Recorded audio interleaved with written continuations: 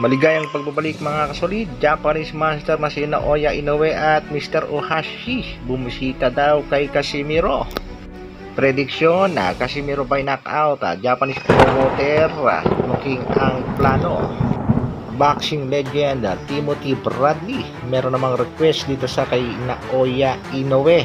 Yan ang ating mga pag-uusapan mga kasolid, pero bago yan, isang like naman dyan.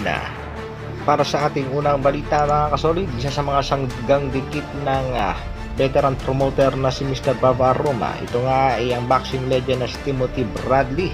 Nagbigay nga ng mensahe at request dito kay Japanese Monster Naoya Inoue. Ayon kay Bradley, wala nang dahilan pa para mag-stay si Inoue dito sa Super Bantamweight Division dahil di umano'y inubos ng lahat ni Inoue ang malalakas na boksingero dito sa Super Bantamweight Division. Dagdag pa ni Timothy Bradley, dalawang unified champion ang daw ang tinalo nitong si Inoue, Stephen Fulton at Marlon Tapales.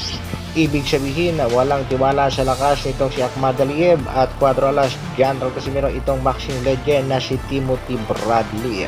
Samantala, pambato ng Africa, Philippus Nitumboa hanggang sa kasalukuyan na hindi pa rin pala nakaka-recover sa pagkatalo sa ating pangbatong si Cuadro Alas General Casimiro dahil ito nga naging pahayag nitong si Philippus Nitumboa.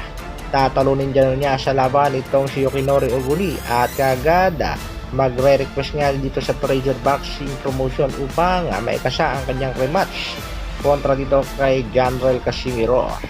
Ano sa palagay niyo mga kasolid? Sino ba talaga ang liyamado sa bakbakang Yoshinori Oguni kontra nga dito kay Philippus Nitumboa? Undercard nga yan sa bakbakang Casimiro at Sanchez. Sa kabilang balita naman mga kasolid, 3 araw na lamang bakbaka na Sanchez kontra pangbato ng Pilipinas na si Cuadro Alas General Casimiro. Prediksyon ng nakararaming boxing fans, Casimiro by way of knockout, 1 to 3 rounds nga daw mga kasolid. Dahil tugmang-tugma daw ang estilo nitong si Saul Sanchez sa laro nitong si Angas ng Pinas. Isa nga lang daw ang magiging problema dyan mga kasolid.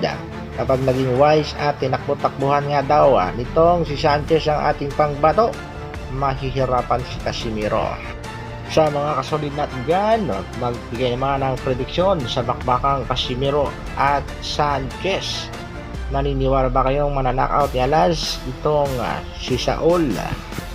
Sa kabilang dako naman mga kasolid, plano ng Treasure Boxing Promotion na booking nga pagkatapos niya ng laban ng ating pambatong si Cuadro Alas General Casimiro kontra dito sa pangbato naman ng Mexico American boxer na si Sanchez.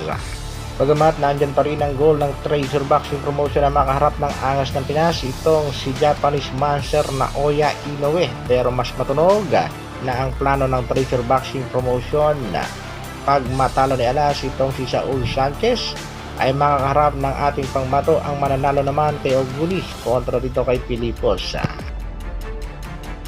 Sa madaling salita, magkakaroon ng rematch sa pagitan ng ating pangbatong si Alas either dito sa Japanese boxer na si Yoshinori Oguni o kaya naman ay dito sa African boxer na si Philippus Nitumboa.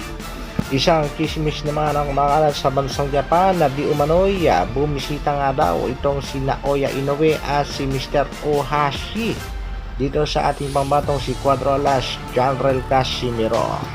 Nag-good luck din nga daw mga kasolid, parang ang ating kababayang si Acero Astrolabio na pabalita at nakikita natin nag-komento rin dito kay Saul Sanchez at nag-good luck din.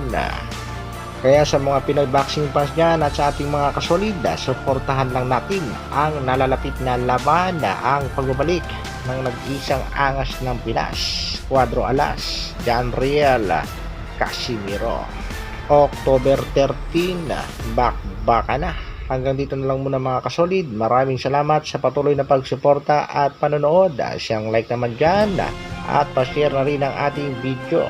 Mabuhay, Dr. Alvin Vlogs. Brrrr.